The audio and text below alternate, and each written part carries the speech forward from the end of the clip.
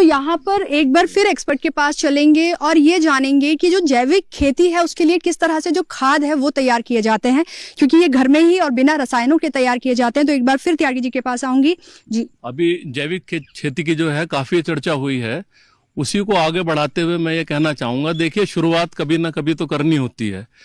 तो मैं तो अपने किसान भाइयों से कहता हूं कि इसको एक बहुत बड़ी चीज ना माने कि ये कोई ऐसी रॉकेट साइंस है। जैसे कि अभी किसान चर्चा कर रहे थे सरसों की, देखिए कई फसलें तो ऐसी हैं जो बाय डिफॉल्ट अपने आप ही कह रही हैं कि हमें जैविक कीजिए, जैसे कि सरसों। अब अगर किसान देखेंगे तो अगर हम सरसों लगाते हैं तो सरसों पे कितने की ज्यादातर कोई कीड़े बीमारी नहीं आते हैं।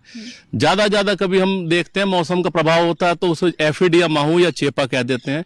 इस तरह की कुछ समस्या आती है। अगर ट्राइकोडर्मा को लेके खाद के साथ ही, जैसे कि आपने खाद की बात की, तो ट्राइकोडर्मा कुछ नहीं है जैसे कि प्रकृति में नुकसान करने वाली फफूंद है, ऐसे ही एक बायोपेस्टिसाइड एक ऐसी फफूंद है जो नुकसान करने वाली फफूंदों को ही मार देती है।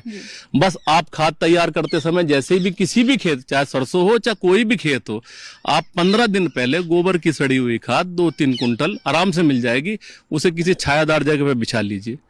और वहां पे ट्राइकोडर्मा हर जगह उपलब्ध है, बाजार में उपलब्ध है, कृषि विभाग में सब्सिडी पे उपलब्ध है, बहुत सस्ता मिलता है, एक पाउडर की फॉर्म में आता है, लेकिन वो बड़ा चमत्कारी है।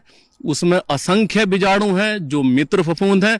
उन्हें हम क्या करेंगे, उस 2-2.5-3 कुंटल गोबर की खाद के ऊपर उस पैकेट को फाड़ा और उसको बिछा लिया, थोड़े पानी के छींटे दिए, वो 1 किलो से 10-12-15 दिन में बढ़ के 15-20 किलो तैयार हो जाएगी खाद ट्राइकोडर्मा, जिसमें असंख्य जो हमारे फफूंद नाशक हैं, यानी कि नुकसान करने वाले फफूंदों को मारने वाले फफूंद, वो तैयार हो जाएंगे। उसको हम खेत में बिखेर के और तब हम सरसों लगा दें तो जो जमीन से आने वाली, बीज से आने वाली जितनी भी फफूंद है, आपने समझ लीजिए जैसे कि पोलियो का एक टीका लगा दिया। जी बहुत बढ़िया।